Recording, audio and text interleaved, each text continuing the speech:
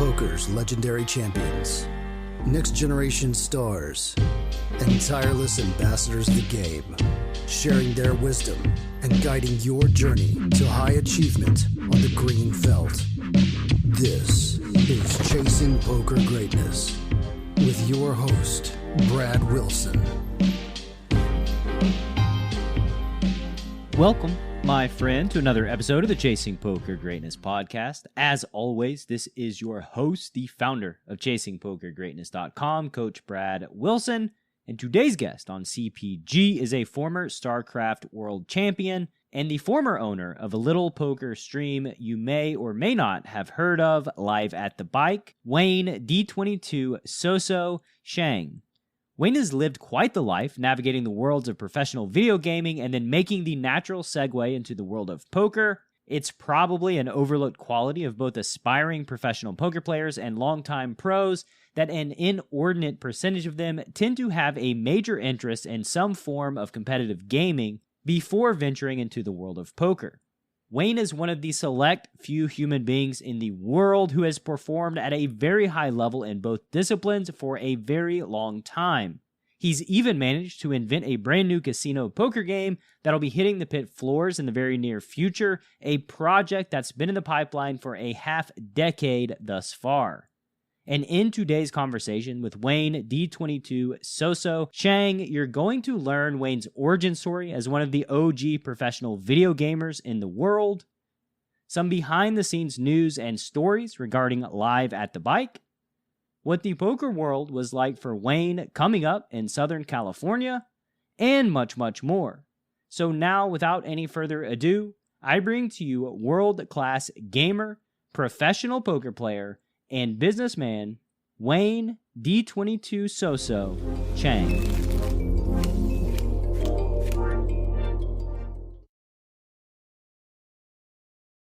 Wayne, welcome to Chasing Poker Greatness, sir. How you doing? How's it going, Brad? Going okay. Just, like we said, a little morning work before more work. Yeah, it appears as if you never sleep.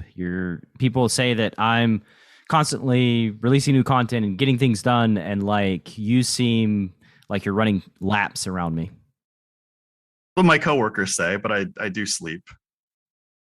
I do sleep. That's why I was propping, so I could sleep while I prop. I'm just kidding. Don't ever say that. I'm just kidding. No, I work a lot, and there's some incidents that happened like, maybe a decade ago and then maybe 8 years ago that just like, I just feel like I'm running out of time. Gotcha. And that's, we have to dive deep into that. We'll put a pin in that thread, but certainly want to circle back to that. And let's go farther back beyond that to start the show and just talk about your journey through the world of poker, how you found poker, how old you are, and how long you've been in the game. So even before that, I think some people know my background. I was an esports pioneer, and I guess some say a legend. Like Command and Conquer was the first game I competed in. It was number one ranked, one-on-one in teams. Warcraft 2, number one in teams. StarCraft World Champion, Magic the Gathering. I wasn't really my main game, but I had a lot of buddies. Shouts of Brian Weissman, Hui Saint Shui, who were like my mentors, and we made like 2 pro tours. And then it gets to a point like professional gaming was not very mature. So while we could make a living, it wasn't like retirement money. Wasn't like it is today with these young kids. Yeah. That being said, you still need to be. I interact with a lot of them. The contemporary esports guys, and you still have to be like all the way at the top to like make good money. And it's very winner take all, like, a lot of sports, like the people at the top make the big chunk. Yeah. And the people that play like the most popular games too. That's another component to it. It's very huge. So a lot of us, in the early 2000s in various games just went different directions. People like, Thresh, Dennis Fong, JC Richardson, who co-founded chess.com, they went the entrepreneurship route. People like, myself, Keon Patry, Elke, like others, like we went to poker. To this day, we don't know the right answers, but like we all seem okay. I'm probably lagging the most behind them, but yeah, everybody's just from that generation is doing pretty well, and I'm very proud of them because we always wondered. We were the first generation of professional gamers. There's no documentation of what would happen to us. A lot of us dabbled into poker, and it was an important chapter in our lives. And some of us let go. For me, I was unable to manifest my projects in time. So I think poker is going to be part of me for the rest of my life. Whereas some of our peers have let it go. How old are you now, Wayne? I'm 43. 43. And early 2000s, you were early 20s. What led to your career, playing video games and esports, becoming world champion in StarCraft? Like that one is, I know, probably a really big deal even back then. People still play StarCraft competitively. It's a huge game. Yeah, StarCraft was probably the quintessential game launching esports, obviously mostly expanded in South Korea. So, to age myself, about 1995, the commercialization of the internet was obviously invented way before the commercialization, but that's around when, especially in the Bay Area, things started, popping up.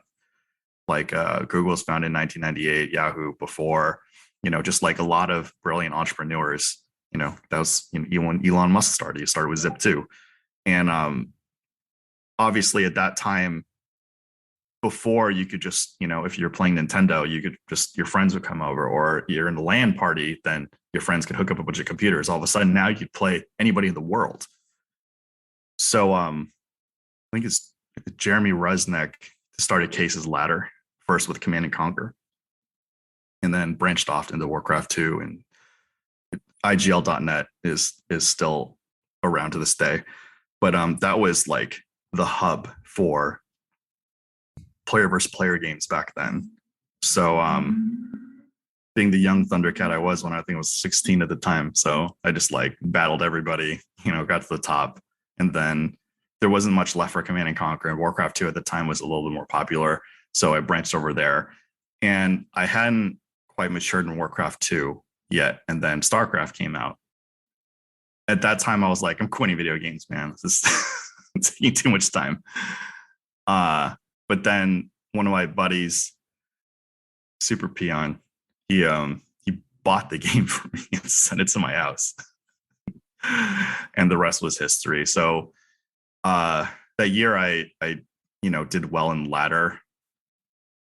I actually had quit for the summer and then came back. And then the first StarCraft World Championship, one of my closest friends, who's the co-founder of chess.com, Jay Severson, actually won. Like, he told me to register and I didn't register in time because I wasn't really active. And then I ended up being the commentator, and he won. And he's one of my closest friends, so I'm obviously happy for them. But in the back of my mind, I'm like, yo, man, I could do that too. So then I started competing, and I got a job at gamers.com, which was founded by Thresh, the first professional gamer, the Quake World Champion. And yeah, it was just like a dream at that age, because you could just play games, like write about them. Like back then it was like Game Pro, like EGM, all those magazines. And it's just like, when you're a kid, you're like, oh my God, it'd be so cool to like do this stuff. And it was. I remember Game Pro magazine. I had a subscription, and best time of the month was getting my Game Pro in the mailbox, opening it up and just seeing what's coming, seeing the cheat codes, the strategies, all the breakdowns. I mean, that was, I have very fond memories of Game Pro magazine. So I have a legacy in, jump starting like StarCraft. Like, I was the front end on content because this was before replay. So because I was a competitor and I would be media too. So I would just, when I go to them, I would, play and then write the game reports and release them instantly before Blizzard even could. So, it's really lost in the past right now, and StarCraft obviously doesn't need me, but I really jump started like the professional scene by being media as well as a competitor. So that was incredibly fun. My salary that year was $28,800. Making So bank. yeah, for that age, no degree, and to do what I was doing anyway, and like I was so passionate about it, like I was like, oh my god, this is insane, and I didn't realize how little money that was back then. How did it But feel like, there's this, you mentioned the commercialization of the internet and yeah, gaining the ability to compete against people on a wide scale. Like, yeah. how did it feel, going from competing on your Super Nintendo or N64, Sega Genesis to then going to compete against players from all around the world? So in my local group, I don't think it's much a surprise. I was destroying just about everybody. Dennis Fong and I never actually clashed. Well, we don't really play the same games except for like Street Fighter 2, in which he's better than me. And like I guess select people in my groups, like one of my best friends, Eric Wu, he's better than me at Dr. Mario, but he also owns the game. Whereas like I would just be visiting, but he just like would just like hate playing against me because like I found some, niche strategies like imbalances in the game that were not fun. But yeah, just like, you as probably poker players are gamers at heart too. So they have the same sentiment. You just keep playing if you're winning and you just keep going up and up until you reach an echelon where you're the best, or you're like, oh, everyone around me is just better than me. Yeah. And you stand no chance. You have no hope. Yeah. So then, like we talked about when the LAN parties came out, like one of my buddies, the MIT twins, we call them Stanley and Roger Hugh. Like I guess my competitive gaming career really started there because they would hook up the computers through LAN, and we would play Warcraft 1, Doom 2, then Command and Conquer, and then I think Warcraft 2. And I was performing the best, obviously, at the time. And then the internet came out, and then Stanley was like, hey, there's this thing called Kali, like Kali. And then, Case's Ladder came out. So like everything just became, one step at a time. Like you could just like play everyone on the internet. And then it was really low key back then. And I guess ghetto because you had to manually like be like, hey, do you want to challenge, you want to play a ladder match? Then actually shout out to my buddy Jay Severson, happy birthday. Like I joked in an email like 2 days ago, I was like, it seems like yesterday we used to battle each other in Case's Ladder. And the thing is, like, he and I are total scrappers. Like whatever rank we are, we'll take challengers. There's some people that would just like get a high rank and just never take any challenges. How come? Obviously, well, they just want to rank hoard. They get to a certain level and like don't want to risk it. Yeah. Or just, yeah, once you get there, you just like squat. But now because there's automatic, matchmaking, obviously that takes care of that. And there's actual world championships. So there's one caveat that like is interesting because like being number one ranked and being a world champion are actually two different things. I mean, it's like people who are familiar with sports and esports know this, but I think the general public doesn't really know the difference. So being number one ranked is a little bit like potentially like GPA because multiple people in the year can have 4.0s. Just like the number one ranked player can change throughout the month or year. But the world championships, it's like, there's no excuses. Everyone participates. And it's also when you're fighting for rank, not everyone's active. That's one of the big things in poker that when people are talking about the best of all time or whatever, first of all, like we know, poker is almost impossible to judge ability. Winning has more to do with beating up weaker players than, battling the best. So when, Phil Ivey and Patrick Antonius in the recent 25K WPT, yeah, it's a small sample size, but still the fact that, they battled the top, they were doing stuff that was #not solver approved. Not everyone's active at the same time, like the competitive players. So it's really difficult to tell who would be like number one ranked, and of course in poker, like who's the best. But back to esports, it's like, yeah, if Dennis Fong's not playing first person shooters and somebody is ranked number one, well, you're not playing against one of the best of all time. So if the world championship comes around, no one has an excuse not who doesn't, everyone who participates has a chance to win as a competitor. So that's something that's carries over to poker, I guess. Is like, obviously I'm flattered to be on this podcast, and like I forgot somebody else responding in your Twitter feed was like chasing poker mediocrity. It's like, even in like my prime, I don't think I was ever considered like the best at poker. Like I would play in the biggest stakes in the room or the site, but like, like what the hell is the best? Like nobody knows. Poker's like very difficult to define. Well, who can quantify it, right? Like, yeah, exactly. It's exceptionally hard to quantify, and like only the best players can really even quantify.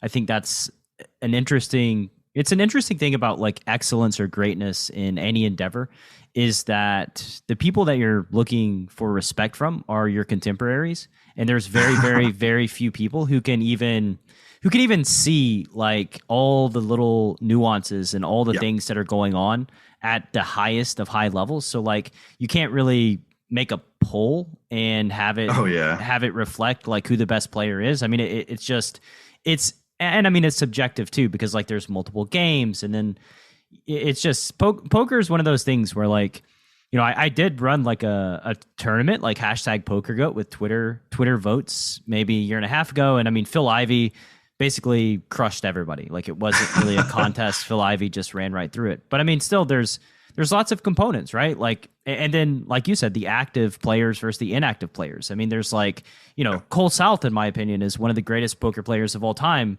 And he's like not even active in poker anymore. And people really, it's kind of sad to me how many people are not aware of Cole South in this day and age, like the new breed poker players. Well, as we know, the people and I'm running live at the bike now, so I am at the forefront of this, but always the people you see on camera are only the tip of the iceberg. So back to Phil Ivey, like even if he isn't the best, I don't think anyone's going to debate he isn't like one of the best. Yeah, one of the best, or sure, in contention for one of the best. So we could lay that one to rest. Unlike say Phil Hellmuth, which a lot of people have their freaking opinions on. But yeah, I mean, there's a lot of people off camera that are just like phenomenal, that potentially are better than most of the people you see on camera. That being said, being on camera is a completely different animal. Everybody plays differently. When you could hide all your tricks and abilities versus be studied, obviously that's like a big disadvantage. When you could be studied, you're like essentially, everybody who goes into play against Hellmuth or Phil Ivey has a plan. And it's a one-way street of like, I mean, obviously like people like Phil Hellmuth and Phil Ivey have done this for 20 plus years. So they kind of know a range of what to expect when somebody has a plan against them. But it's still sucks, like the more information somebody has on you versus the other way around, it just. But it's good news. It's good news that, Phil Ivey is very, very observant and very, very good at like constructing strategies on the fly and kind of putting the pieces together as to what somebody's doing so that he can counteract it. I would say too that like if it's like trick based and exploit based, like a major component of your strategy, if you're trying to play higher level players, it's probably going to be problematic putting game tape of the things, the exploits that you're making that are like way far out there, because then players have like clear visibility of like, this is what they're doing in this spot. And now I can just construct a great counter strategy because I have it on tape. And like, if I'm an unknown, then they don't really know how I'm constructing. And so like, it is an edge, in developing counter strategies specifically against certain opponents. With that said, I do think that like a lot of the strategies these days are highly resilient, even to players, even if you know what's coming. this strategy is still very resilient, very powerful, and it's hard to like counteract and find a hole and find the exploit. So, I think that like there is an edge. There is an edge, but I don't think the edge is like massive in all cases, if that makes sense. Yeah, which is why a lot of us, like a lot of poker players who either fully play for a living or have a percentage of their income playing poker had to adapt, like, the privatization of games, or, in my case, like propping / hosting, or, doing live at the bike, or starting training sites, doing podcasts. There's like a lot of different avenues to supplement. Whereas like back then the game was a lot easier and there was a lot more pride of like, I'm not doing that stuff, or, sponsorships too. And, like what I found is doing other stuff has made it more fulfilling. And I think we mentioned this too, is like, I have a healthier relationship with poker now than I did in the past. Like when all there is left is to increase your net worth and play the next highest stakes and stay at the highest stakes. While some people like say Phil Ivey, Garrett Adelstein comes to mind too, like thrive on that. Like it made me very unhappy. I wasn't creating or building something, and this is not universal, obviously, but I want to be a competitor and I want to build things. So it's like a dichotomy I think a lot of human beings struggle with, where we're not just one thing. We want to pursue many things, but we only have 24 hours in a day and 365 days in a year, and we have to choose. Yeah. You're speaking my language here, Wayne. Yeah. I mean, this is, doing 3 podcasts a week, soon to be 4, writing newsletters, doing private coaching sessions, wanting to play poker, creating poker courses and strategies, and like getting heavy into research mode. I mean, there's only so many hours in a week, and you can only slice up your time in certain ways. And for me, like poker's taken a back seat this year because of all of my other responsibilities. And also because like, if I'm going to play poker, I want to be in a good poker mindset where like mind, body, spirit, everything is all flowing together. Everything's healthy, and I can dedicate 100% of my energy towards playing.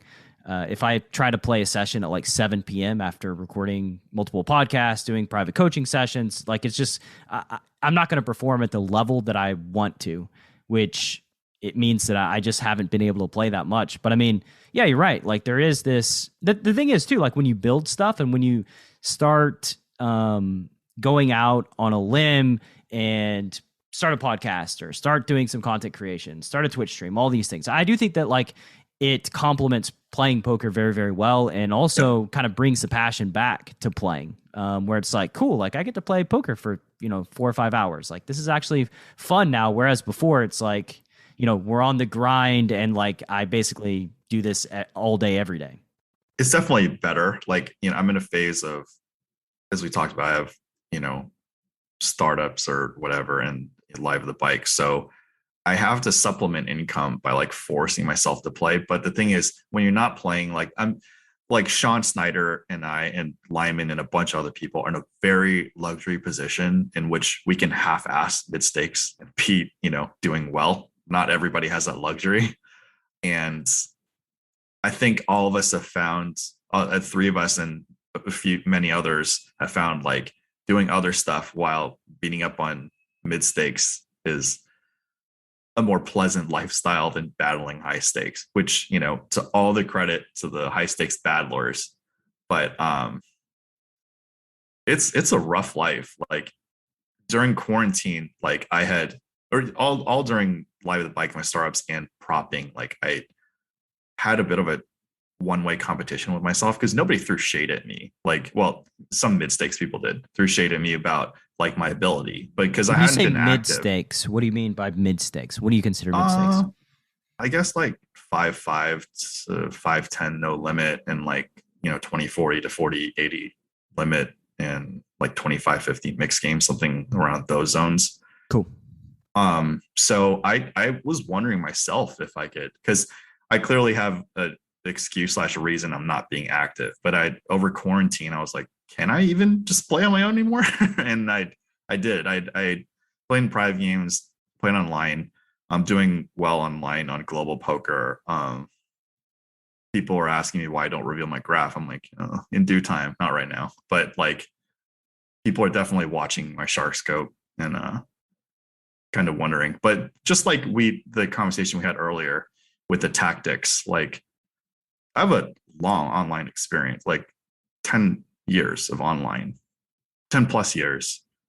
So I always hear about the solvers, RTA and stuff, which global poker doesn't allow. But I was like, oh my God, can I even like compete on this anymore? So I jump in and I'm like, oh, this is fine. And then I did well. I'm like, oh, I'm probably running good, which, obviously if you win, you are running good. There's no way around, regardless of how well you play. And then I just kept refining and I kept telling people around me, there's no way I could keep up these stats. There's no way I could keep up with these stats. But if you see, like, my stats just keep getting better and better because, we're adjusting, or I'm adjusting. And as competitive poker players, you're just always adjusting.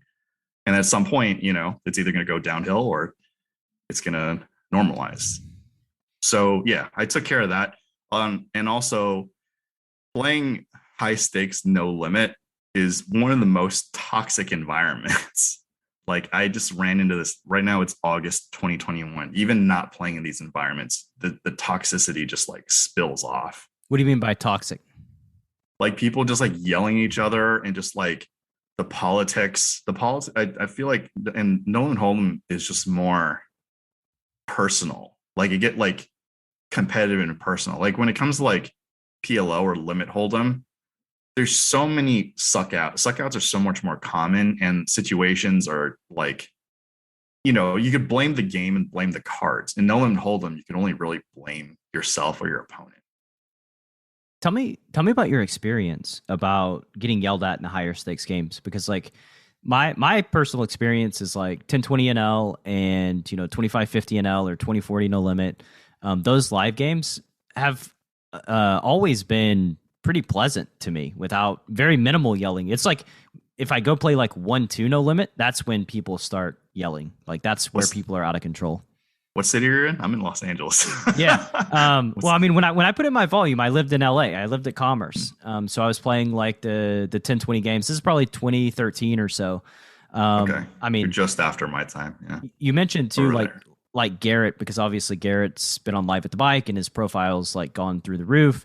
And I mean, like Garrett battled in those games like every day. And basically like you mentioned how people are unknown, and like Garrett was an unknown, right? He's just a guy that plays in the cash games at Commerce Casino day in and day out. And then he went on Survivor and that raised his profile some. And then Live at the Bike, he kind of became, he was in the consciousness of cash game players sort of nationwide.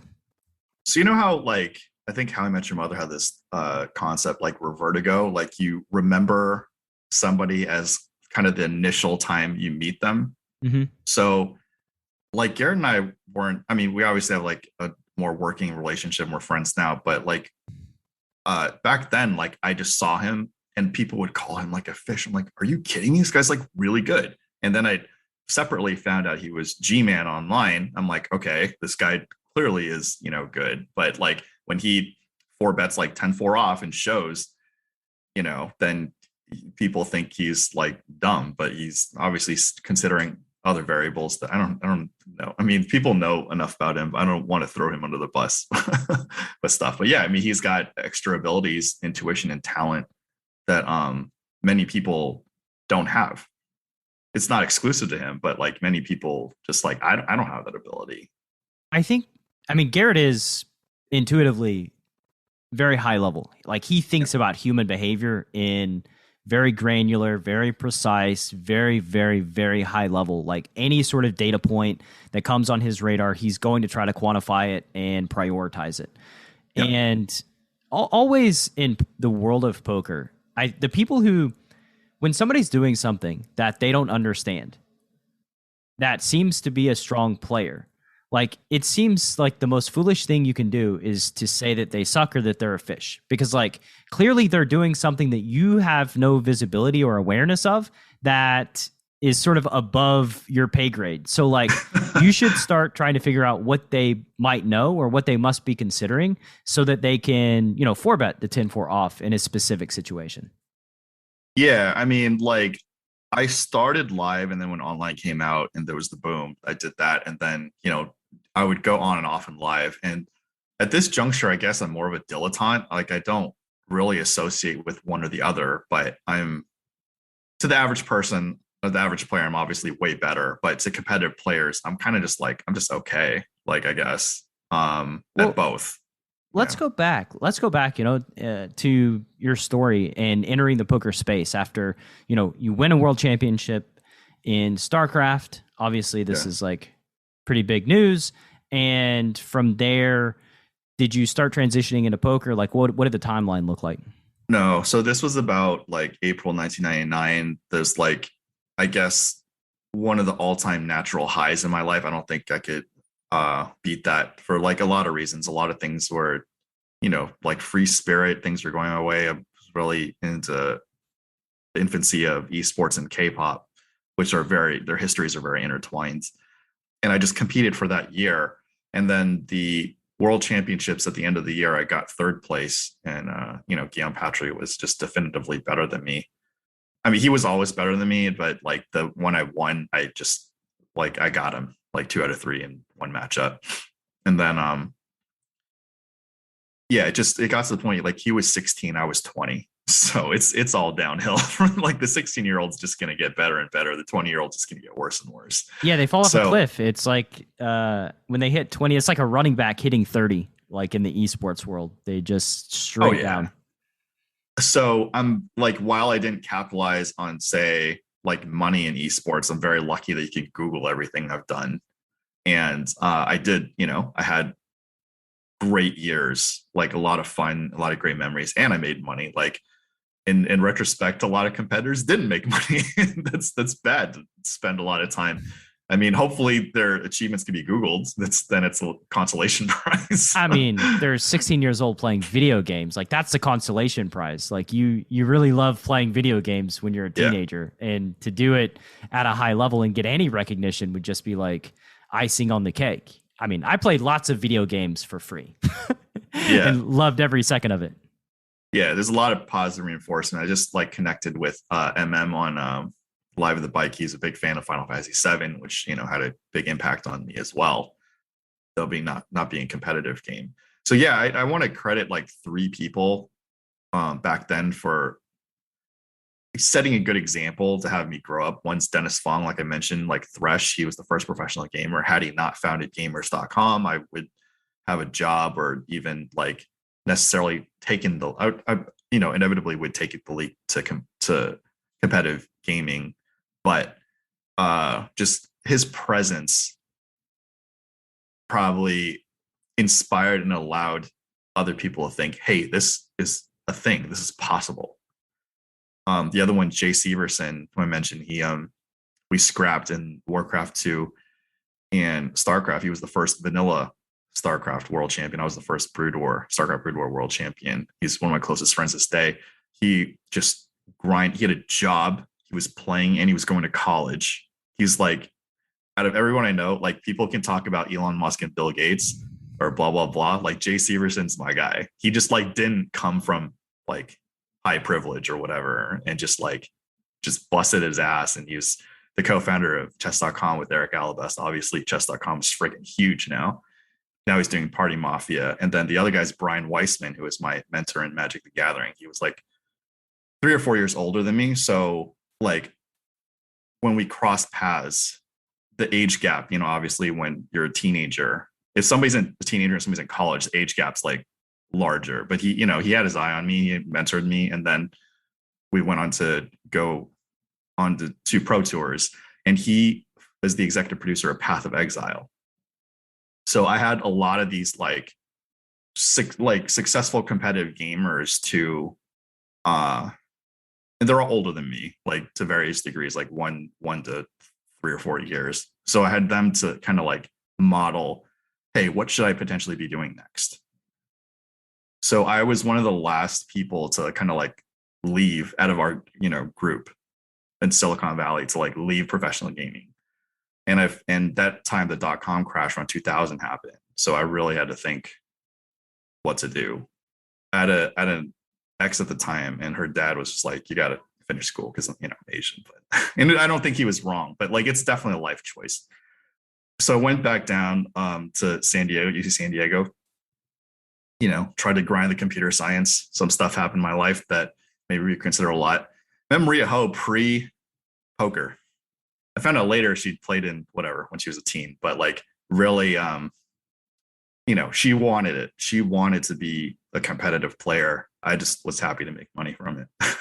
So we would like start at Verona or at Siquan and like $3, $6 limit hold'em. And, the rest is kind of history. Like online came out, the Moneymaker Boom came out. When the Moneymaker Boom happened, like we all had some background. So when people were flooding in, we were better than them.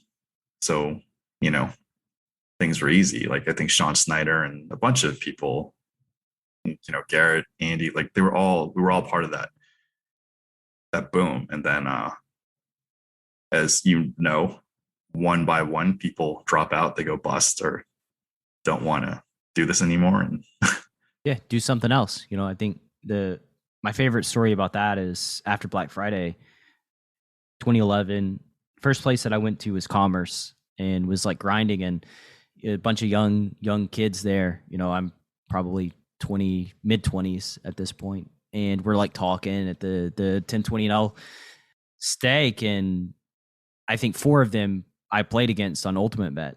We all knew each other's screen names, and then that was the last time I saw any of them. I think the only one that like is still around that I know from like the UB days specifically is like Hank the Tank, Hank Zarnecki, and all the other players. Like I have no idea what happened to them. They stopped if they continued playing poker, it wasn't live poker. Yeah.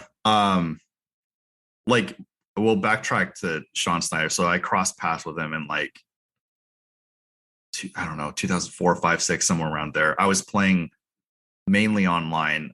I was on all the major sites like Party Poker. I did my best on Hollywood Poker. I didn't do Poker Stars very much because you had to to reap the rewards, you needed Supernova Elite. And I just wasn't I never wanted to make a commitment. And then before Black Friday, I was mainly on Full Tilt again, because I didn't want to make the commitment. I did have a Poker Stars account in case the game was good. The games were good on there, and just didn't care so much about the rake back. I don't know why. Yeah, I never really liked Stars personally. I don't like the I guess software. It was like the software. Like I didn't like the colors and the software. I was like, I don't like this. Did you have this problem where you would click like one of the buttons and it just wouldn't register? So I didn't play hardly any MTTs. Like I played pure cash and almost no volume on Stars, really ever. Just didn't like the games weren't that great. And the games were definitely tougher on Stars than Full Tilt. That was another reason too. But I would click raise, call, or fold, and it just wouldn't register. And I would just be slamming my mouse. I'm like, what the heck's going on? Yeah. Especially when you want to call an all in and you have the nuts, right? But kind of important that the mouse works in those moments. Right. So yeah, I mean, we have we and a bunch of poker players have a lot of crossover in history. And then, like you said, when Black Friday happened, I mainly played limit and 7-card set. I dabbled in no limit, and I ran into Garrett, DJF, and a bunch of other people that Brian Kim, and I don't remember everybody, or Bryce Yaki, just a ton. And we just we're trying to navigate the live poker world after Black Friday. I did the Cake Network was still around, so I was able to play on the Cake Network. It went up to 1020 NL, and then slowly they had issues just like Full Tilt, and so you go where when you win they actually pay you, which was live. Pretty much. Yeah, pretty much. I mean, I was already burned, and so for me it was I didn't play online poker for probably 3 or 4 years. Really until Bitcoin kind of entered the equation. It was I like, I don't trust this. I'm like the spouse that gets cheated on. I'm just jilted. Like, I'm going to play live because at live poker, I can buy in, I can cash out, I can get my money. I don't have to deal with the bank. I don't have to deal with a check from Singapore. No bullshit. Like, I just I want to play cards to get paid. Is that too much to ask? You know, that recent conversation with several people, because like, you know, quarantine, you know, did okay, but like I'm owed like, you know, low five figures, which I'm never gonna see, or just like, yeah, I mean, like I'm not gonna bother chasing down, because like what's the chance of getting it? Like less than 5%.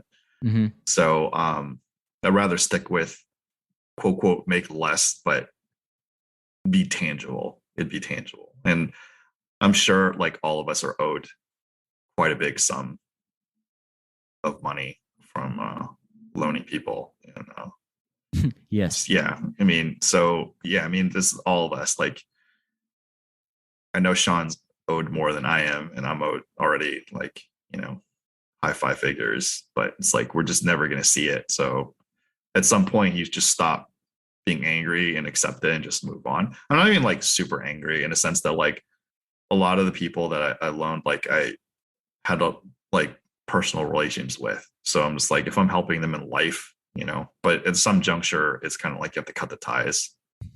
Yeah. I mean, you just move on. And then like, you know, I've done stuff that I'm not too happy about, and I have to make amends with those. Like, everything's pretty clean, but like you know, like I owe Elkie a favor, and like, you know, some other stuff, but it's the poker world, you know, you got to just like do what you can to navigate and figure it out. So tell me, at what point in your career did you enter live at the bike scene? Like, how long has live at the bike even been around? I'm 16 years. So when live at the bike was first around, I was like, who would watch this? But I realized like other people who don't have a million hands online find that stuff interesting, because if you can't play yourself, what's the next best thing? You watch it on camera, like unfold, instead of like, you know, like post-production work of highlights and manipulated, you know, like Negreanu crushing and Helmuth being embarrassed. Like, you know, not like they don't crush, or, you know, we all make good plays, we all make bad plays. If you take all of our top 50 plays, we're all going to look like the best. You take all of our bottom 50 plays, we're going to look like the worst. Like we all know this. Of course. So when you're in production, like you want to share the most compelling hands, and make heroes and villains. And like most people don't realize just how boring poker is over the course of like a 10-hour session. Oh yeah. So I guess like we talked about, like when Black Friday happened, a lot of us went to commerce and, you know, did various things. I'll only mention the people who are very public about going broke, because I went broke too. So me, Sean Snyder, and Bryce Yockey, I'm sure countless people, we just really underestimated the variance of live, and just played over our means. I think all of us learned our lesson, and it's not like we didn't know. Like it's a little bit shame on us, because like we knew, but whether it's pride, ego, like not being mature. Yeah. Tell me about the moment, you know, how it felt to go broke, like when you were like, fuck.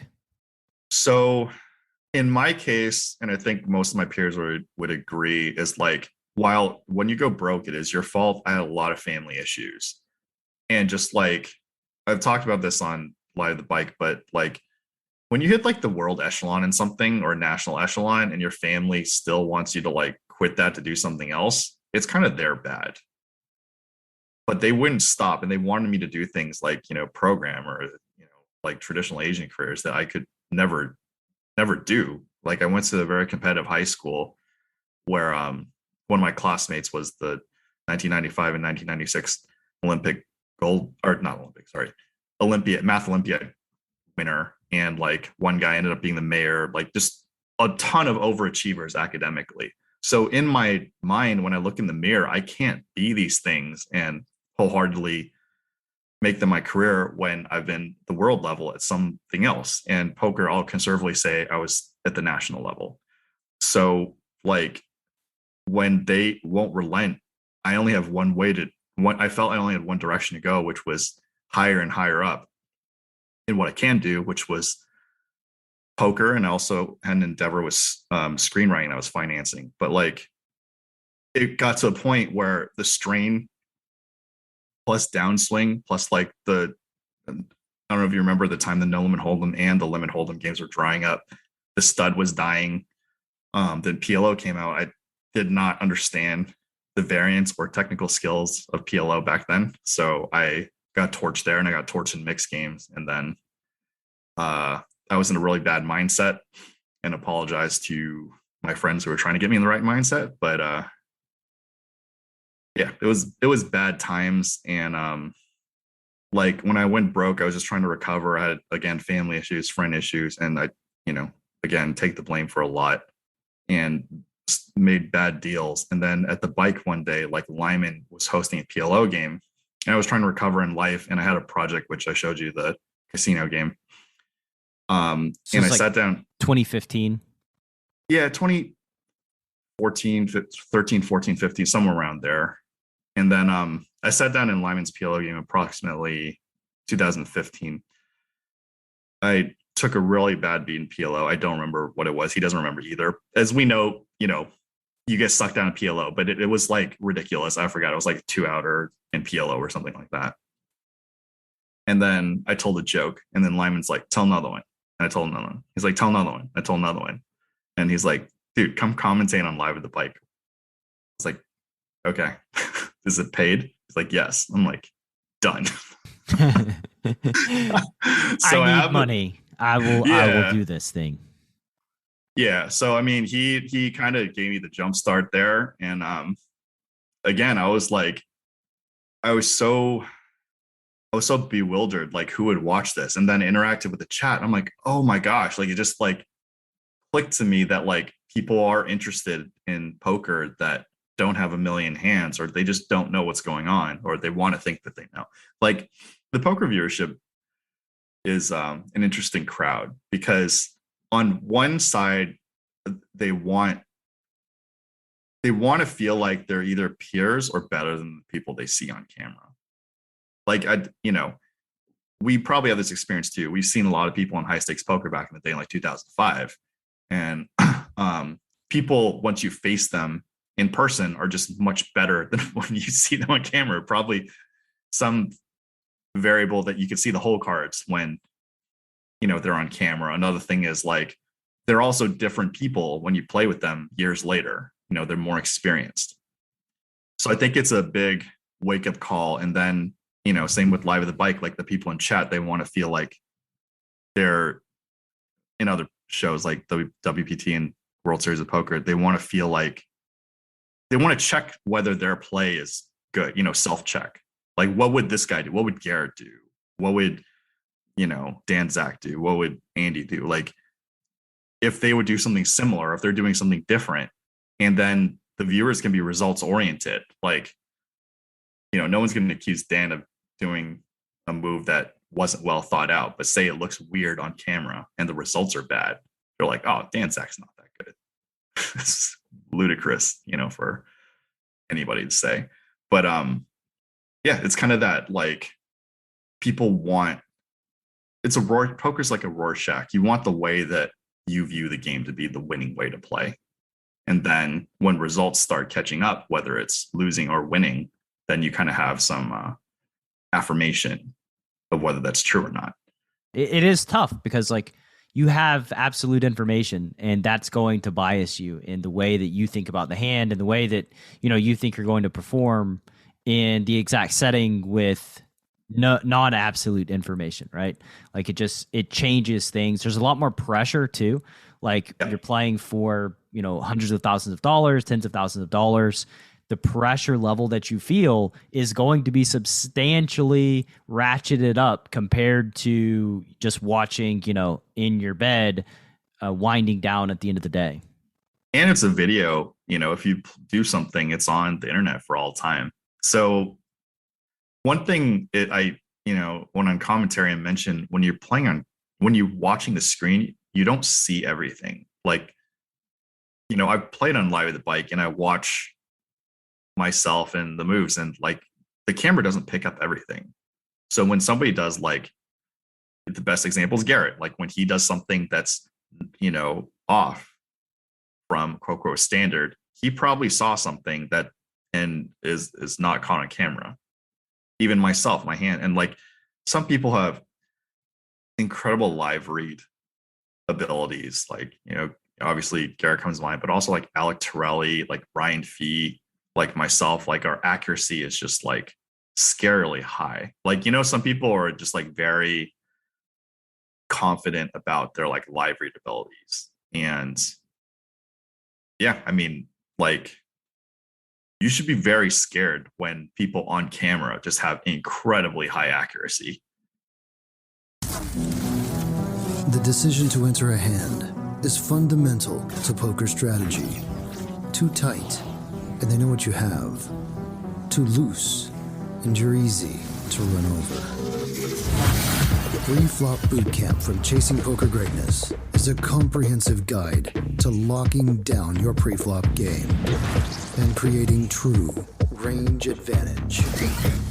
8 days of guided training, over 60 optimal ranges, and access to a dedicated community of players that will push your pre-flop game from a place of weakness to your greatest strength. Go to chasingpokergreatness.com/bootcamp. Available now. John, I wanted to ask you why you decided to invest into pre-flop bootcamp. Everything that you had done with me to that point, or I had heard you do, had impressed me. I loved the podcast. I accidentally ended up in the Poker Power Hour and loved that. And then I took coaching, and then you recommended the boot camp. And at first I didn't think it was, something that would be that valuable. But I was like, everything else has been amazing. So I signed up, and then it just blew me away. And what about boot camp blew you away? Like, it started off slow. Like, I'm learning these ranges, and I'm not even understanding what you're talking about. And then all of a sudden, as I start to understand what we're doing with the 3 bets, the 4 bets, and all of a sudden it just kind of hit me. And I was like, oh my God, how do I not know this stuff? This is amazing. The more I studied them, I started to understand why they were constructed sometimes. Like, I'd be like, that's why that's like that. And that would lead to more revelations and just a better understanding of poker in general. Do you have any interesting takeaways from your boot camp experience? The most interesting thing about the boot camp, it's a pre-flop boot camp, but I feel like it's done as much for my post game as it did for my pre-game, just because I'm not in as many awkward and bad situations as I found myself in. When we were doing coaching before the boot camp, we couldn't get through 10, 15 minutes of tape without finding mistake after mistake. And then once we did the boot camp, it solved problems on the back end as well. I know you've studied for 1,000 hours this year. How do you think boot camp compares to your other poker study? Oh, it's crazy. The boot camp is probably the most important thing I've done all year out of everything. I would give anything to go back and to know that stuff 10 years ago. I can't imagine how successful I'd be right now if I had known that stuff. And I thought the boot camp was so valuable that I literally insisted you take more money from me and paid you more for the boot camp because I was blown away. I just thought the price was too cheap. And it's changed my game in ways that I can't even explain to you. If you'd like to join the next round of pre-flop bootcamp, which starts on the last Saturday of every month, head to chasingpokergreatness.com/bootcamp to lock up your spot. One more time, that's chasingpokergreatness.com/bootcamp.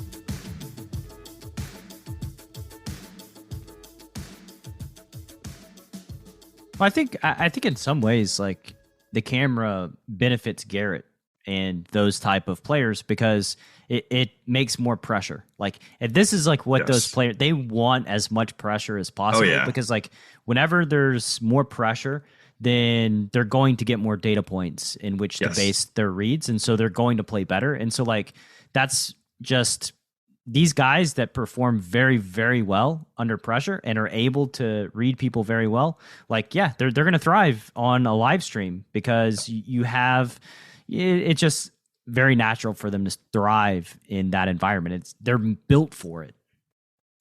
Yeah, you're absolutely right. And I tend to not want to, throw too many opinions out there because when you're commentating on Live the Bike, you're the commentator shouldn't be the star of the show. It's the poker. So yeah, now that we're here, I definitely have mentioned to Dan, Zach, and Garrett, like watching them operate, I've like just learned so much of what I didn't do when I was being competitive. And I just really question myself to ever go back. I'm just never going to go back and play high stakes competitively off camera. Like I'll do it on camera, or if I need something like to stream something, but just like the amount of work, talent, and just like above the rim, I guess, thought process and execution. I'm just like, I'm done. I'm good. What do your days look like now as it relates to Live at the Bike? Like how many hours? What's going on with Live at the Bike? Give us some updates.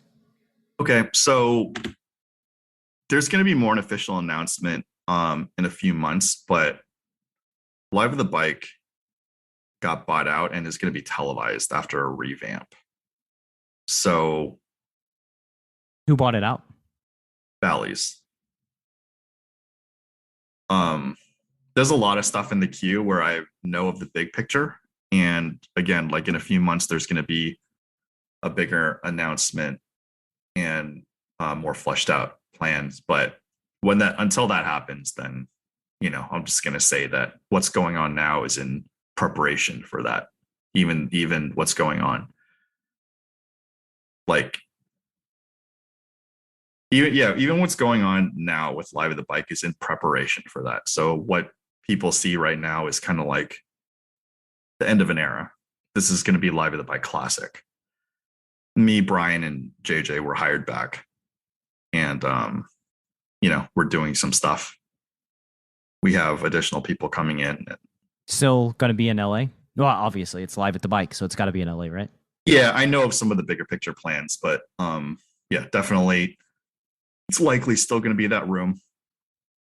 There's going to be a lot of changes, and they're still in discussion. And Live at the Bike is the longest poker live stream out there and has the most high stakes episodes. And that's kind of the legacy that we're potentially going to uphold. And like I said, I don't think this was recorded, but people nowadays see me on the front end of Live at the Bike, but Live at the Bike's not really mine. Like I'm the Tim Cook to Apple. Like Apple belongs to Steve Jobs.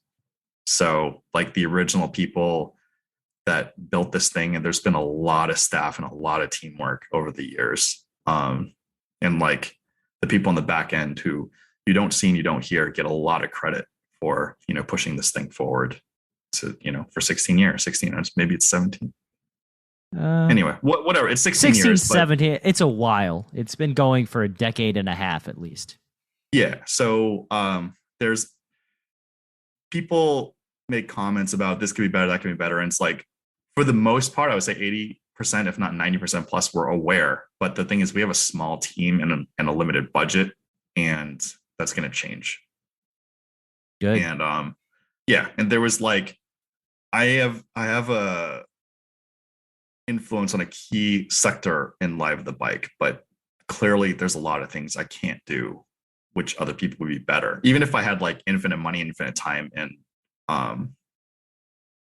energy, like I can't make Live at the Bike the best that it could be. So I think this next iteration,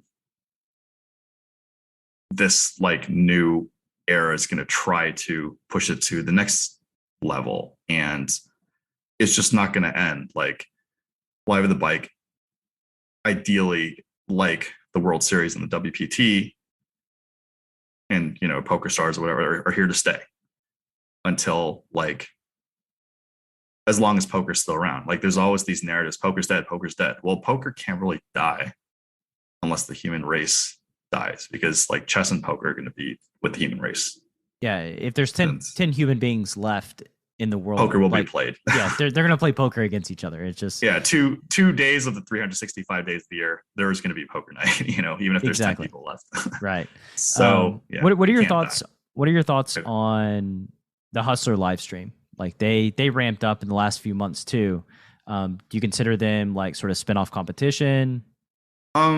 Like they've been respectful to me and I've been respectful of them. They've obviously done a good job.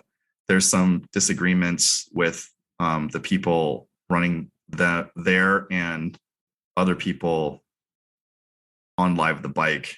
And it kind of is what it is. I don't really know what to say. They're like Ryan Feldman, he works really hard. He always wanted to do things like his way, and now he gets a chance, and it's it's doing well. I don't know how to quantify it more. Like well, I mean, on it when Live at the Bike started, I say competitors, but like there's a lot of live streams these days. Like there's a lot of poker rooms that have live stream games with commentary. Yeah, I mean, I think everybody's playing different games. Like I don't know how more to say. I think like I asked some, and the thing is like the production now for Live Bike is years old. It's like 4 years old. So like when something new comes out, then something new comes out. Just the natural course. And like, Live Bikes can be revamped into a new iteration. And that's just another chapter, I guess. We've been around long enough. I don't know when you started, like the early 2000s. 2004, like the beginning of 2004. I was so it's like 20 years old. Yeah, so it's like 15 years from you. We've seen so much that like what goes on is just kind of a blip in poker history. Whereas like I guess the first probably 3 years, if not maybe 5, but probably first 3, when everything's fresh in our eyes, we're just like, oh my God, we have all these opinions. Like remember when I first saw Gus Hansen on a WPT, I'm like, oh my God, this guy's like playing so bad because he like plays loose. And then I'm like, oh, this guy plays in position all the time and just like wrecks people. And when he plays out of position, he has these crazy lines. So at that era, I don't know what's going on now, but in that era, he was just like so far above the curve. And it's funny. I remember one of those WPTs, there's an interview with Freddie Deeb and Gus busts Freddie out. And in like the post interview, Freddie's just like, that guy, he plays bad. He's like, sit me down against that guy, and I want to play that guy every single day until the end of time. Like it was like it was pretty hilarious. And the reality is that like Gus came from backgammon background and understood equities and understood the math and like understood aggression and pot odds just very, very well. And like people didn't back then. And so it looked like he was doing some things that were bad, but the reality was like he was just way ahead of everybody. And in the same way that like, people today that are way ahead of the curve, people will criticize and say that they play so bad. But like, how do they play so bad, but they keep winning? Well, they're just doing things that people are not aware of that are very good. I was just in a private game recently, like a month ago, and there are a bunch of like old school, and I say old school by like, they were active when you came out after Black Friday, and they were commenting on Garrett, and they were like, oh, he's probably a small winner back then. I'm like, do we see the same people? Like, I remember back then they would call Garrett like a donkey and stuff. I'm like, do we see the same player? Like, I see this guy who just like sees the Matrix, and I'm like, these guys like see 10-4 offsuit and just like, I don't know. I think it's just maybe how certain people are wired. Like I'm very overly cautious to minimize anybody's ability, especially when they seem to be beating the game like that. I'm very curious, and I'm honestly, I don't even really love disparaging people like to this day, but I think that we can all learn from somebody. And like, Melissa Burr was on the podcast, obviously, world-class mixed game player. And she spoke about how even if a player is like really bad, sometimes they sort of like stumble into something that's really good that you can take away. And so like when you just discount people and say, oh, they're a fish, like they just played so bad, that to me is like a signal that the person you're talking to is probably not a super high level poker player. Yeah. So when again, this interesting because I haven't been active competitively for a few years before quarantine, even during quarantine, like, and now on global poker, there's a lot of people who gave me respects that just like if I tried, I could compete. I have a lot of me against myself. So I was potentially skeptical, but then now I'm performing, and those guys were right because potentially it's the same 52 cards, and like it's not like abilities like leave you, but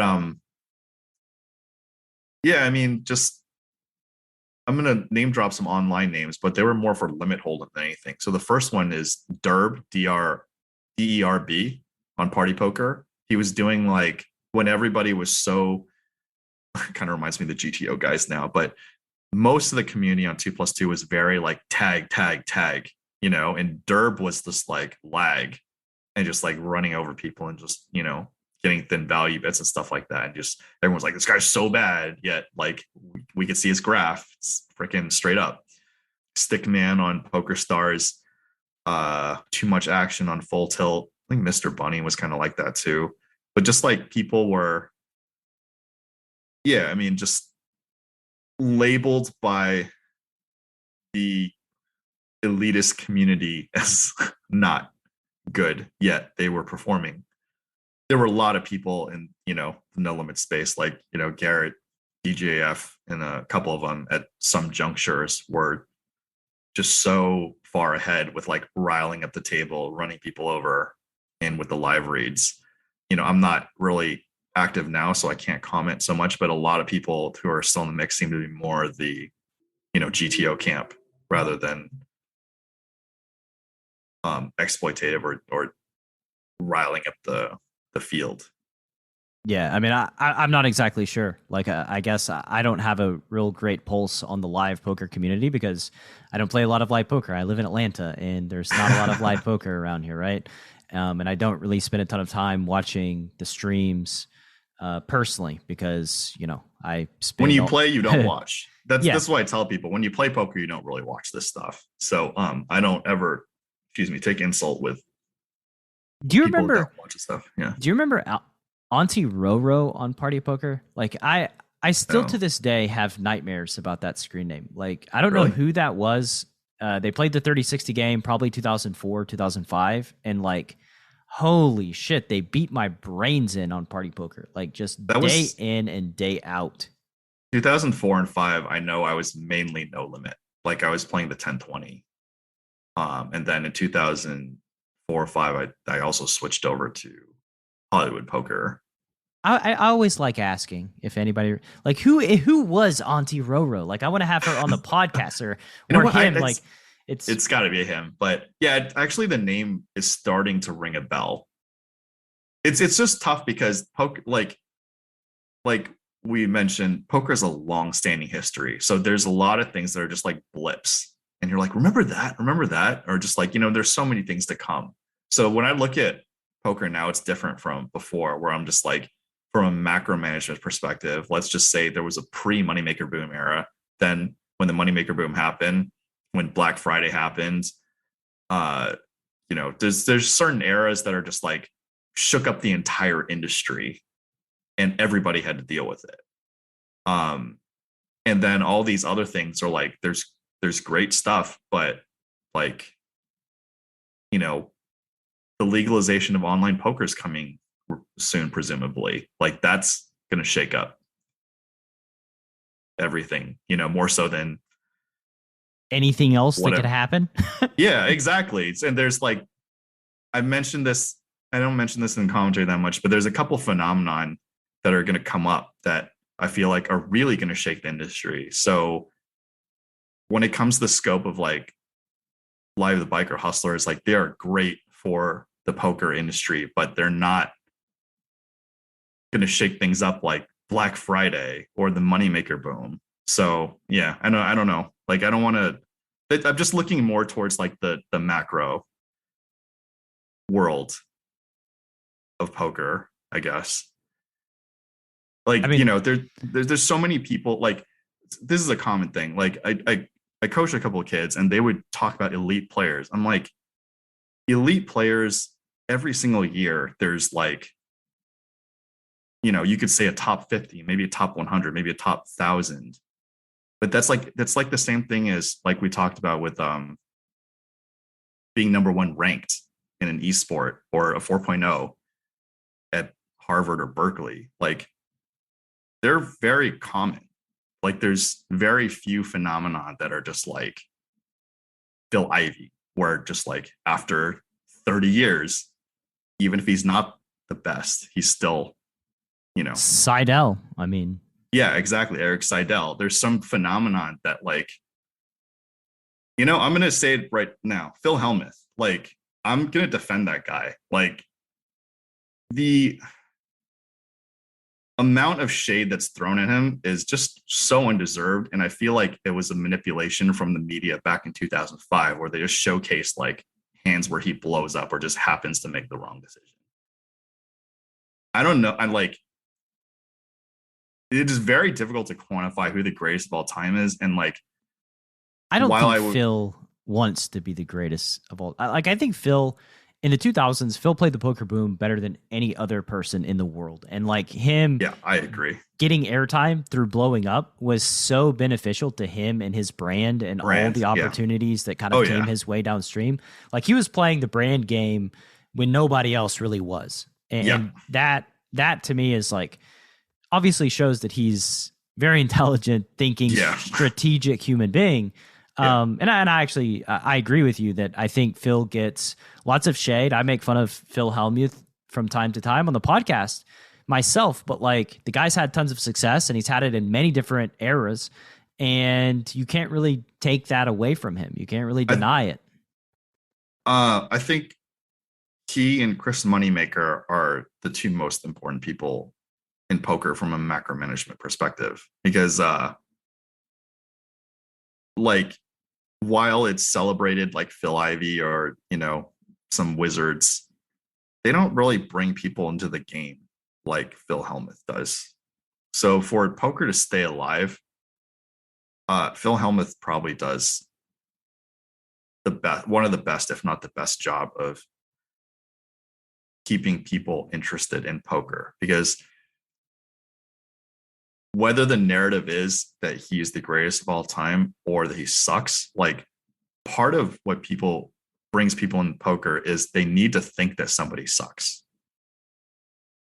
Because the fallacy of poker is that you play because you think you can win, or you're not nearly as big of a deficit as you potentially are against the competition.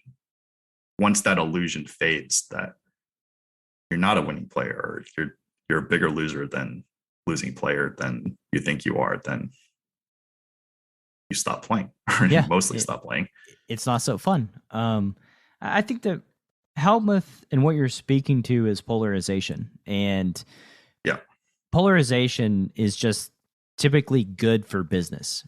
Whether people hate you or love you, the last thing you want is indifference. And like the thing about Hellmuth is people watch him to see him lose, and other people watch him to see him win, but everybody watches. It's the same like with Conor McGregor in MMA. Like some people love him and they watch to see him win, and some people absolutely despise him and just watch to see him lose. And like that's why they're draws. That's why they're compelling. That's why people want to watch. They don't want to watch the GTO wizard that just like is totally even keel, across a 5-hour stream and doesn't have any outbursts. And like that's just like, you don't really have any interest in them as a human being, and you don't any rooting interest. I mean, it's not just that. Like the GTO wizards, like they're going to do stuff that looks off, and I'm going to trust that they're right because they're battling every day. But from the viewer, it's like, okay, that's right, big deal. It also doesn't apply to like mid stakes games and low stakes games, in which most of the viewers are. And when as a commentator, when you try to describe it and talk about it, like it's going to be so over the heads of the viewer that like it doesn't make for like real compelling viewing. And I have negative mastery when it comes to that stuff, because like the fields that I play in, they don't really apply. So I love hearing Dan Zach talk about him, because even if he's not active in No Limit, he is very closely integrated with the theory. And of course, I talk with a bunch of super pros too that explain stuff to me. So I kind of get a lot of spill off. But yeah, it's just like the people watching and what's going on the screen, it's not hitting the supply isn't hitting the demand. That's people why like Gabe Kaplan was great, right? Gabe Kaplan could commentate in a way that anybody could understand. Yeah. We've been struggling with that with Live at the Bike, and all poker shows struggle with that because people like Ali Najad and Nick Schulman are very good because they're able to break things down succinctly and quantify at the same time. Like I've heard people say they don't like their commentary because just nothing's universal. Like the audience is at such a wide range of receiving this like monologue that you just can't hit everything, I guess. Well, the people you try to hit are the people that are watching poker on shows, right? Like that's the avatar, the demographic you're targeting. And I think that like earlier in the show, we kind of alluded to the fact that like we're not the demographic. We're not the demographic that they're speaking to.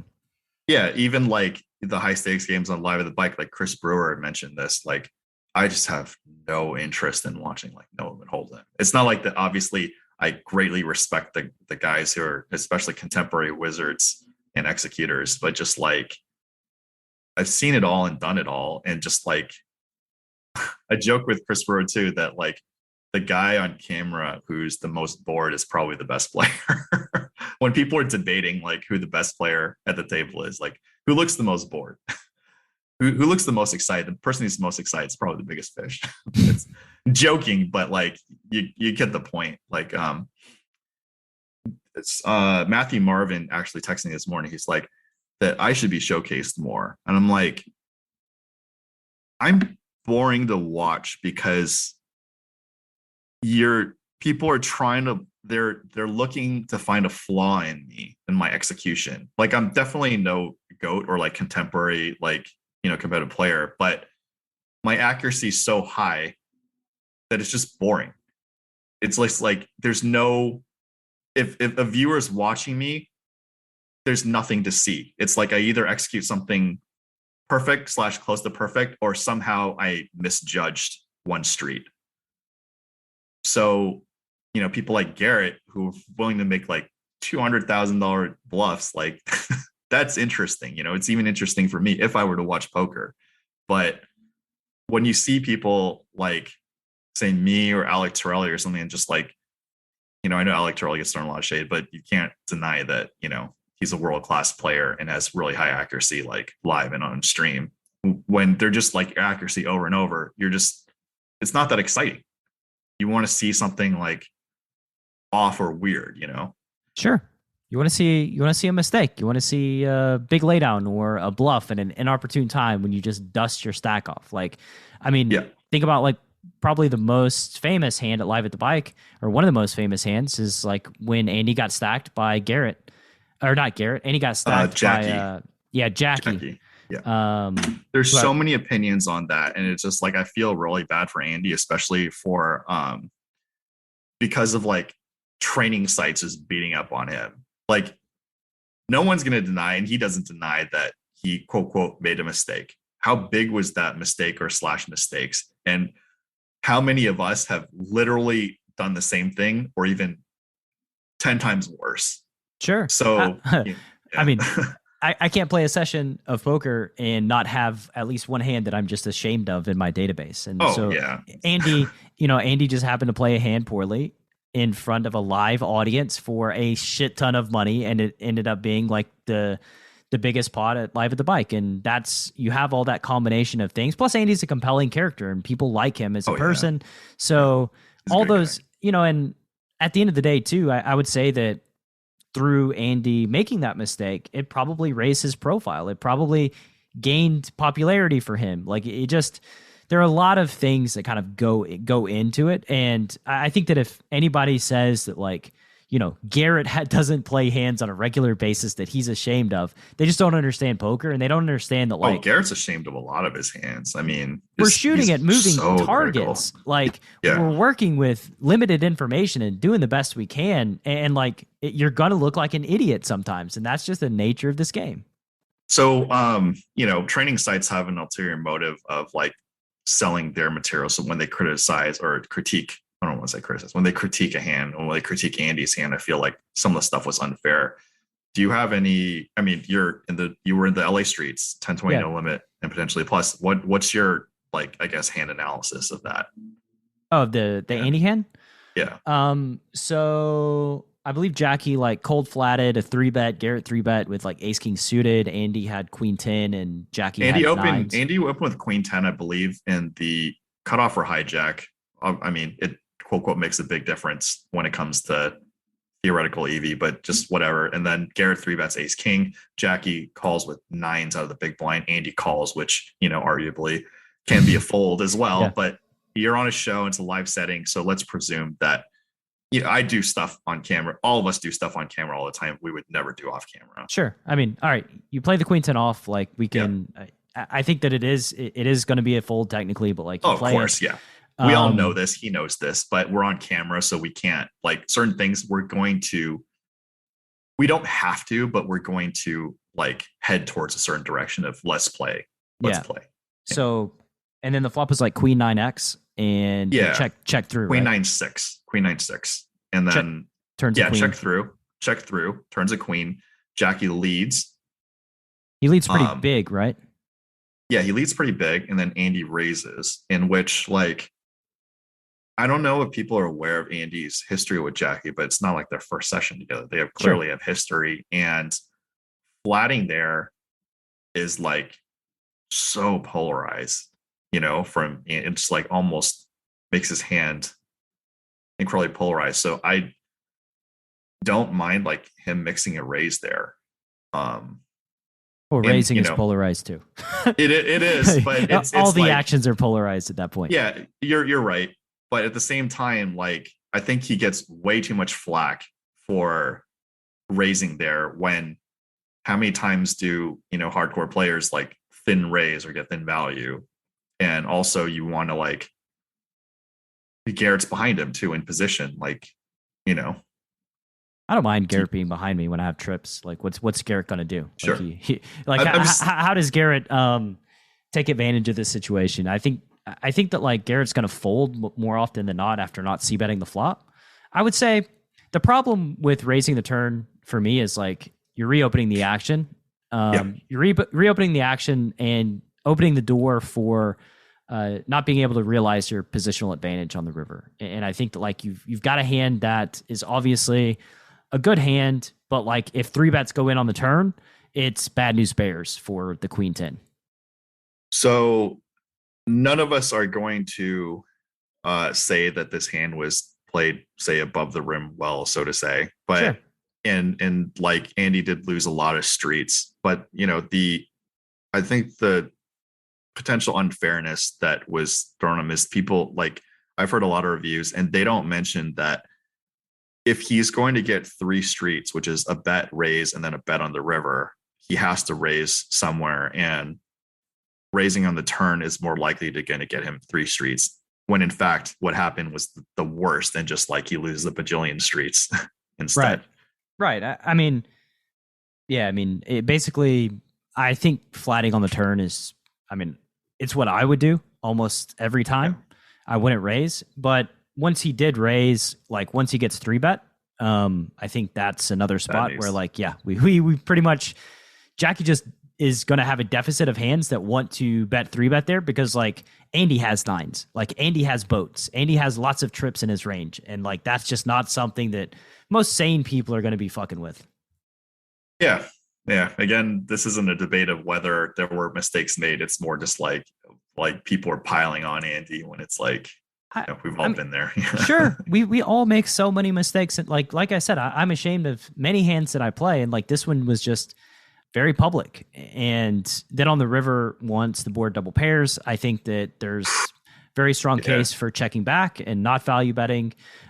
because it's like you're hoping that like Jackie bet 3-bet a 9x on the turn, which is like or sixes. Yeah, sixes full. It was queen. It was queen 9-6 turn queen river 9. Yeah, so you're trying to get value out of like sixes, and which is very optimistic, obviously. Yeah, it's pretty optimistic. And again, we open the door to put in another 2 bets on the river, which is like not what we want to do. So yeah, I mean, like basically, I think Andy also spoke about being sort of emotionally compromised in the hand, where he had lost a few pots right before then, which like that's gonna cloud judgment, that's gonna have effects, and so. Again, it was just like a perfect storm of things that ended up with Andy losing a massive pot. And again, we've all been there, right? like I think Andy did play the hand. He did make mistakes, but everybody makes mistakes, right? Like, so I think that's the thing. Like,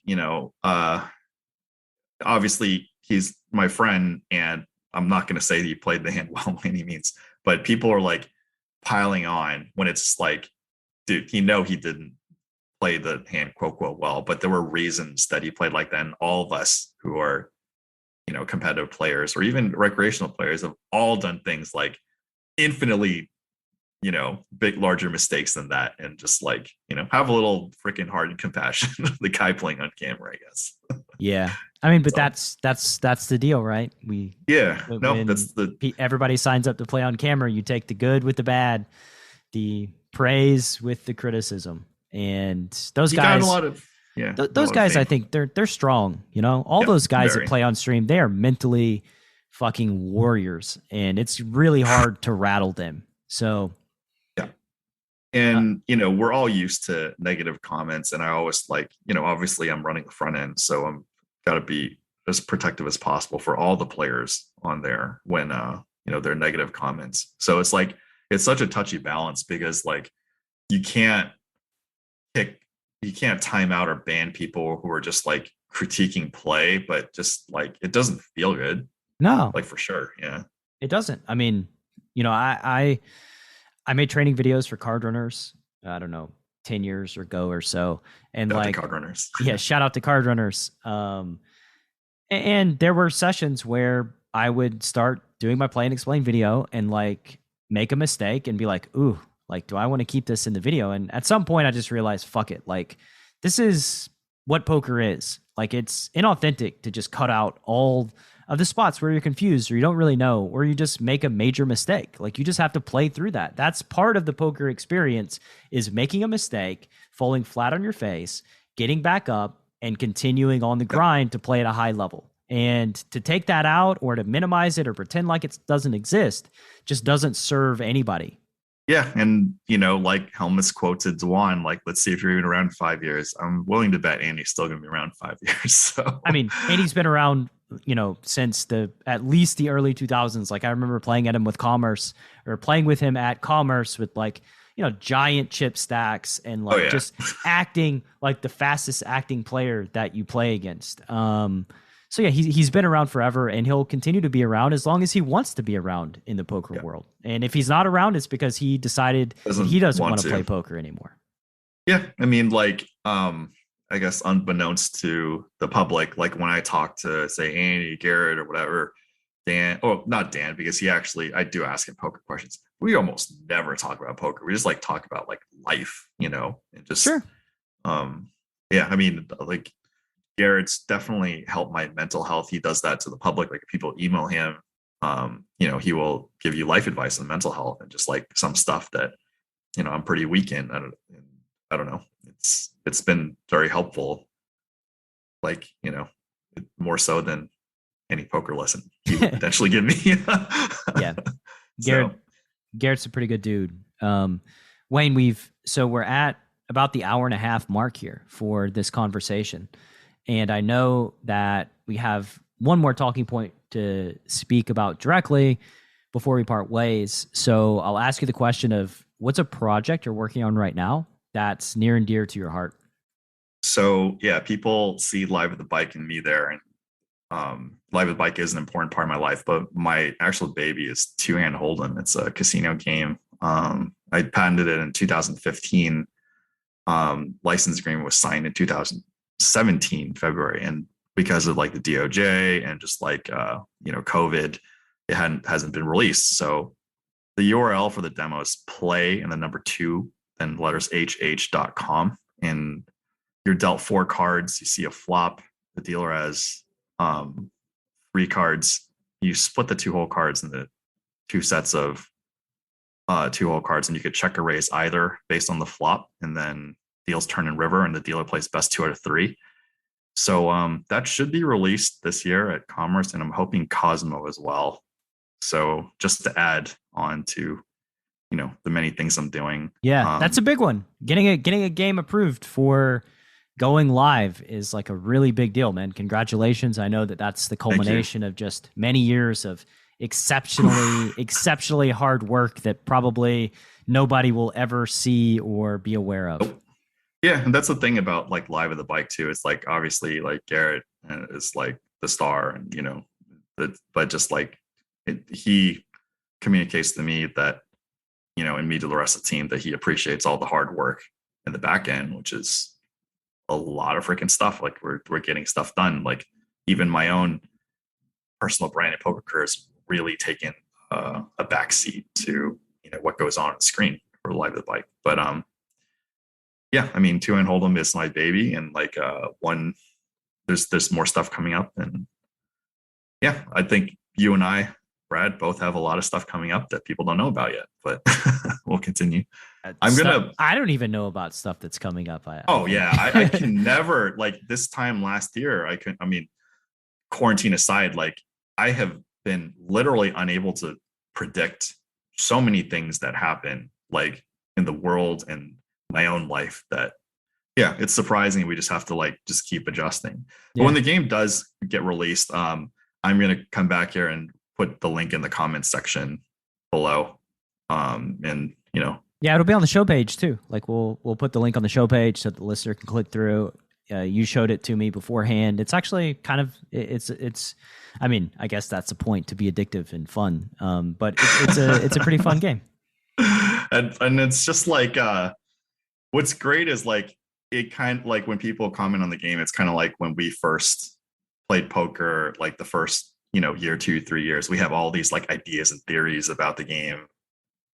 And it's just, we'll see, like the player gets it's from a designer perspective. I finally get to see what it's like when people with fresh eyes, like look at your thing rather than, I've been a competitive gamer. So I'm the one who usually looks at designs through fresh eyes.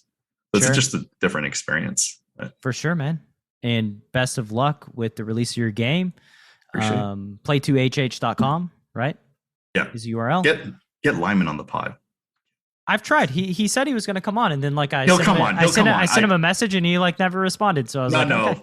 No, fuck that guy. I'll get him on. Like, dude, he will listen to me. So he's meaning to. He's meaning to. Like I talked to him before, and there must have been some scheduling thing, but he'll come on. Yeah, these things like fall through the cracks, and like I've got episodes planned out for probably the next 2 months, so I'm not like, there's no rush. It's not really time sensitive. Yeah, there's no rush, but definitely get him on. So. For sure, man. So, and final question here for the Chasing Poker Greatness listener, where can they find more about you on the World Wide Web? A lot of it's now really fragmented. Like, my YouTube is really taking a backseat to running the front end of Live at the Bike. I don't know. Like, for the interim, just subscribe to liveatthebike.com. You're going to see some changes in the upcoming months. And, when 2-hand Hold'em comes out, rest assured, like every gaming community that I'm involved in, whether it's poker, StarCraft, Hearthstone, blah, blah, blah, like they're going to hear. Yeah. Play2hh, play the game. You'll be interacting with a little bit of Wayne's soul there at the casino. Very much so. Thank you, man. Thank you for your time and your energy. Very grateful. Best of luck. Brad. Excited to see, all the exciting projects that are about to come to fruition. I'm excited to see what you have coming up too. So peace out, man. Later. Thanks for listening to Chasing Poker Greatness. You can subscribe on Apple Podcasts or on your favorite podcast app. Go to chasingpokergreatness.com to get the newsletter, join the Greatness Village community, book a coaching session, or dive into the latest data-driven poker courses. Follow the show on Twitter at CPG Podcast.